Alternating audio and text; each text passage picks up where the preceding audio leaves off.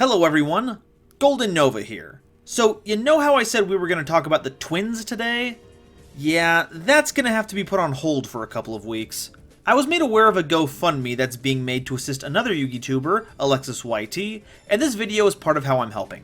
See, on Twitter, I said that I would match any donation anyone could send me receipts for, up to a cap which has been inexplicably reached, probably because I said that anyone who donated a certain amount would get to pick a topic for a future explained video. This is one of those videos. The Havercard Man graciously stepped up to the plate and has sponsored this very video, where we'll be talking about Appliancers. But before we get into that, I've been asked to read this letter.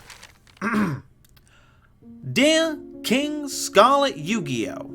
It has come to my attention that, after our heated back and forth about the merits of Melfi's versus Appliancers, you are still insistent on picking the incorrect choice. Your skills with instruments are great, no doubt, but if you have to rely on Performer Pal Guitardle and Monkey Ball to do your fighting for you, then you've already lost. Start playing dubstep on a washer and dryer machine, and then we'll talk. To deal the finishing blow, I've contracted this cardboard sellsword to lay bare the faults and shortcomings of Appliancers, so that you may see this garage sale of a deck for what it truly is. A pile of household gadgets pretending to be something they're not. Good. Other than that, I hope this letter finds you well. Best of luck in your future endeavors. Have fun and make your move. Peace out, the Havercard Man. What in the hell did I just get myself dragged into? But I'm a man of my word, so let's get started. Appliancers were released just recently in Battles of Legend Armageddon, and if you take them at face value, they look like your typical anime archetype, all style and no substance. But remember, this is a Vrains era anime archetype, and if Trickstars and Goki have taught us anything, it's that we can't discount it because it got screen time. In fact, let's do a little history lesson. Everyone, say hi to Roboppy. They're a cute, household maid robot that's owned by Yusaku, the protagonist of Vrains. But by the end of the series, they'll have transformed into a duelist of the most brutal caliber, looking to clean humans off the face of the earth. See, this is why I'm worried about making self-aware AI. You never know what they'll do when they get it.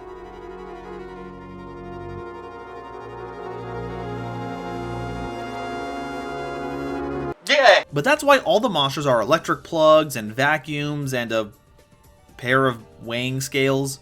They're all extensions of Roboppy's functions as a robo-housemaid, and despite their deceptively low stat line, these worker bots know their way around a battlefield. Seriously, despite their humble origins, Roboppy was not a joke duelist. They had Soulburner dead to rights during their last game, and the only reason they lost was because their AI programming became too complex or powerful for their little robot body. It's weird. The point is that if they were playing for real, Soulburner would have been relegated to the spin cycle. But that's all in the realm of anime story contrivances. Does that track record hold for real-life dueling? Well, if the advocates are to be believed, yeah, it's a very strong rogue pick. It's very good at swarming out material with little restriction, building large boards if you want to go off-theme, and utilizing interesting removal if you invest in the theme proper. Let's browse the current companion accoutrement, review how they'll keep our boards and homes in order, and check the catalog for anything that would complement these kitchen critters. Let's apply ourselves to Appliancers. But first, before we continue, just wanted to let you know that if you want more information on the GoFundMe, there's a link in the description that will take you directly there. Anything you could give would be greatly appreciated, and while I can't match any more donations, and all the slots for deciding future explained videos have been taken, you can still get a shout out on the next sponsored explained video. Just DM me on Twitter or Discord a receipt of any amount that's $1 or more, and I'll add your name to the credits. Thank you all for your patience, and now, back to the video. Let's start with the main deck monsters. All of them are level 1 machines, and the most important one is Appliancer Socket Troll. They're a dark attribute monster, having 100 attack and defense, and can be special summoned from the hand if you control an Appliancer monster. If another Socket Troll is special summoned while you control one, you can special summon a third one from your deck. Spoilers for later in the video, but the Appliancer extra deck is mostly made up of Link 1s, so the ability to swarm as many Appliancers onto the board as possible is key to your success. But having to hard draw 2 copies of the same card is a bit much, right? Well, not with their ever-faithful companion, Appliancer Copybockle, a dark attribute monster with 0 attack and defense. If you control an Appliancer monster while Copy Bockle is in the hand, you can target that Appliancer, summon the Borkle, then copy the name of the targeted monster until the end of the turn. This combos exactly the way you want it to with Socket Troll, as it'll match its name as it hits the field, letting you summon another Socket Troll from your deck. You can also banish Copy Bockle from your grave, except the turn it was sent to the grave, to target an Appliancer you control, to summon another Appliancer from your hand or grave of the same name, so it acts as extension the turn you use it, and banks that same kind of extension for the following turn. It can turn into a copy, it can make a copy, they committed to all this, and they didn't make it cat themed? Shame on whomever's handling the puns over at R&D. The last main deck monster is Breaker Bunkle, a water attribute with 0 attack and defense. They can be discarded from the hand during damage calculation to keep an Appliancer you control from being destroyed by battle, as well as preventing any battle damage to you. Also, if one or more Appliancers you control would be destroyed by a card effect, you can banish Breaker Bunkle from your field or grave instead. They're not going to be advancing your game plan at all, but they do make for some nice insurance, especially if your opponent decides to go crazy with a Lightning Storm. And in a pinch, it can just keep an Appliancer safe from battle, which they're gonna need considering most normal summons can just run over them. You could say they're really good at breaking up a fight. That's it for the main deck, now it's time for the extra. We're going to start with the Link 2, because it's integral to understanding the rest. Appliancer Celtopus is a Link 2 Dark Machine monster with 0 attack, requiring 2 Appliancer monsters. While they're linked to a card, they cannot be the target of attacks or effects by your opponent. During damage calculation, if another Appliancer Link monster battles an opponent's monster while co-linked to Celtopus, that monster gains 1000 attack for every monster co-linked to Celtopus for that battle only. Also, once per turn, if an Appliancer Link monster that is not co-linked to Celtopus is destroyed by battle or card effect, you can draw a card. So Celtopus is kind of the microcosm of what the Appliancer deck is all about. They serve the function of providing some much needed attack power, but it also helps decide which Appliancer effects you'll be getting, as they all do different things whenever they're plugged in or co-linked, or left unplugged or not co-linked. See, Celtopus even has those little plug arms to help illustrate that, because it's supposed to be like an external battery pack, so you know it's good at leading the charge. Okay, time to talk about the Link 1s. On top of them all being machine monsters, they also can't be used as link material that turn their link summoned, so once they hit the board, you are pretty much committed to following through with the rest of them. First is Kappa Scale, a water attribute monster with 0 attack. You can tribute them while they're not co-linked to special summon a level 4 or lower Appliancer from your grave, or you can tribute them while they are co-linked to special summon an Appliancer Link monster from your grave. Kappa Scale is basically a do-over for any of your Appliancers. It can even bypass the no link material clause because whatever you summon won't be affected by it. But I can't help but feel like there's something off here. Oh god damn it! Next is Appliancer Dryer Drake, a fire attribute monster with 0 attack, but gains 1000 if they're linked in any way. Once per turn during your battle phase, and while Dryer Drake is co-linked, you can switch the location of 2 Appliancers you control in your main monster zones, including Dryer Drake, and if you do so, the other Appliancer monster gets 2 attacks during each battle phase that turn. Also, once per turn, if Dryer Drake is not co-linked and is targeted for an attack, you can just negate it. When they attack while co-linked to a fully connected Celtopus, their attack skyrockets all the way up to 3000. It's also going to be one of the best ways to manage the effects of your other Link monsters, especially the next 2. Having to manage your Link arrows can put kind of a wet blanket on things, but this Drake will help keep you high and dry. Next is Appliancer Vaculephant, a dark attribute monster with 1000 attack. While they aren't co-linked, they can attack directly. They also have 2 other effects, but you can only activate one of them per turn, and only once per turn. You can either send a card from your hand to the grave to target any card your opponent controls and destroy it, or just target a monster in your opponent's main monster zone and blow it up, but you can only do that effect if Vaculephant is co-linked. This powerhouse of a pachyderm is going to be your main source of removal. Unfortunately, you can't blow up a monster in the main phase, use Dryer Drake to uncouple Vaculephant, and then blow up another card, but to be honest, you'll probably just want to keep Vaculephant uncoupled, because being able to destroy anything is some seriously useful spot removal. And if attacking directly over and over again is good enough for Sky Striker, it's good enough for me. It's just a shame you can't use both destruction effects during the same turn. That restriction really sucks. Our last Link monster is Appliancer Laundry Dragon, a water attribute monster with 1500 attack.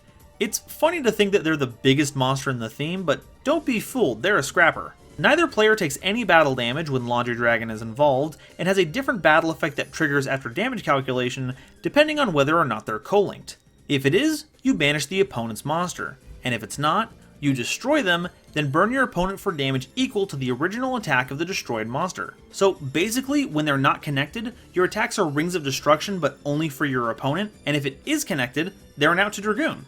Laundry Dragon and Dryer Drake are basically your bread and butter match. They have complementary link arrows for Celtipus while giving both a huge bonus in attack power, and while Vacuolephant can't use both effects in one turn, Laundry Dragon can, and wouldn't you know it, Dryer Drake can modulate the effect and give it another attack to use the new effect. So while it won't be OTKing your opponent with all of the attack abilities, it's very good at fabric softening up your opponent. That does it for the monster lineup. Let's move on to the support, and there's none more important than Appliancer Electrolyrical World, the happiest place on cardboard. When activated, you can add any Appliancer card from your deck to your hand except a field spell. Not only is it good at getting you the right Appliancer when you need it, they're also good at keeping your resources stocked up, because once per turn, if you link summon an Appliancer Link monster, you can add any Appliancer monster from your grave to your hand. Also once per turn, when an attack is declared from anyone, you can move an Appliancer you control to any of your other main monster zones. This effect won't come up super often, but it is nice to have another way to modulate your effects. And the best part is, you don't just get to search for monsters, but Appliancer spells as well, and they aren't too shabby either.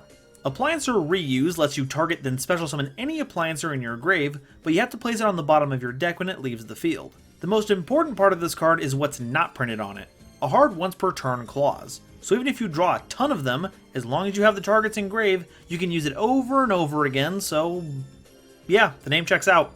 The last support card is probably the one with the highest variance of power, Appliancer Test. Wait a second, what's Nesbit doing here? I haven't seen that corporate sleazeball since the Virtual World arc, and now they're trying to regain relevance by hijacking a Vrains archetype? That sick son of a circuit board.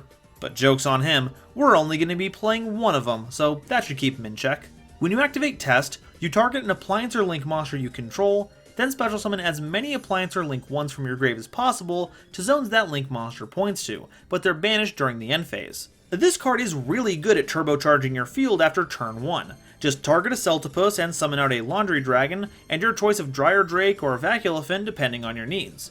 And since Celtipus doesn't have the can't be used as Link material clause like the Link 1s, Test gives you access to a Link 4. But it's very situational.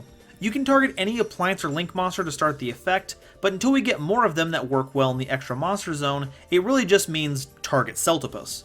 And since you have to summon specifically Link 1s, not just any old Appliancers, you can't just make Celtipus turn 1, play Test, and then go crazy. But since it's searchable by Electrolyrical World, I think playing it as a one-of to close out games or to get back into games you would have lost is pretty good. But I've got my eye on you, you bougie stooge. So we've gone over the deck. What's the game plan? Well, unless the theme that we pair with Appliancers can do it, we're not going to be OTKing. Rather, we do a lot of small trades with our opponent, using Laundry Dragon and Dryer Drake to swing over our opponent's monsters, with Vacuolephant picking off problem cards and applying pressure. But with a lack of restrictions and a relatively small main deck footprint, what can we add to Appliancers to accentuate their game plan? Since our Link 1s are a bit finicky about being used as Link material, but our main deck monsters make great material, we'll want to see about linking out before committing to our headliners. The Codebreaker archetype has been cropping up as a very efficient, low-cost way of building up Link material, as well as adding some super useful spell and trap removal to any lineup, and since Celtipus has that downward pointing arrow, the combo can go off without a hitch and help you extend even further. Machine Duplication is a great way to unbrick a hand that's low on Appliancers, but isn't super useful in other circumstances. Our main deck monsters are so good at this that they hardly need the help. Maybe if we get more main deck Appliancers in the future, it'll be a stronger choice, but for now, I wouldn't lean too hard into it.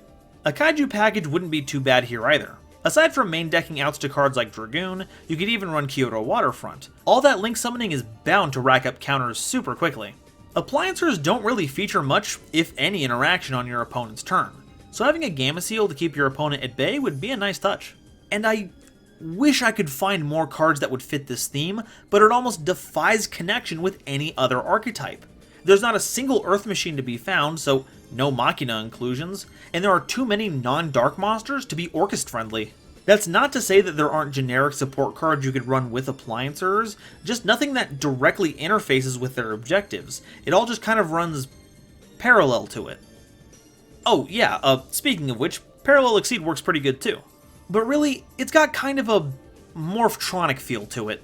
It does different things based on positioning, and it's so different from any other machine theme that, yeah, it sucks you can't draw on the current wealth of cards to help you out, but at the same time, that's what makes it so unique.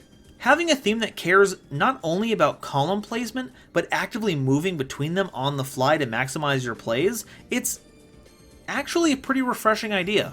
Personally, I can't wait to take them for a spin. I'm curious to see if I can unlock their latent power. But for now, I want to hear what you all think. Are Appliancers the best antagonist deck since Frightfurs, or are we going to need the extended warranty on these adorable Apparati? And are there any more synergies that you can think of that I didn't pick up on? Let me know in the comments, and before I sign off, I'd like to thank both Bear and King Scarlet Yu-Gi-Oh!, the Appliancer God. Their videos were integral to helping me grasp the fundamentals of the deck, so I couldn't have done it without them. Another big thank you goes out to the Havercard Man for sponsoring this episode, as well as JC Theater Yu-Gi-Oh! And MBT for their contributions. If you want your name or channel read out at the end of the next charity-sponsored episode, please make sure to check out the link to the GoFundMe and my tweet about it for instructions. We've still got quite a journey ahead of us to reach our goal, so anything you can give is appreciated. Thank you all so very much for watching, and I'll see you next time. Bye-bye.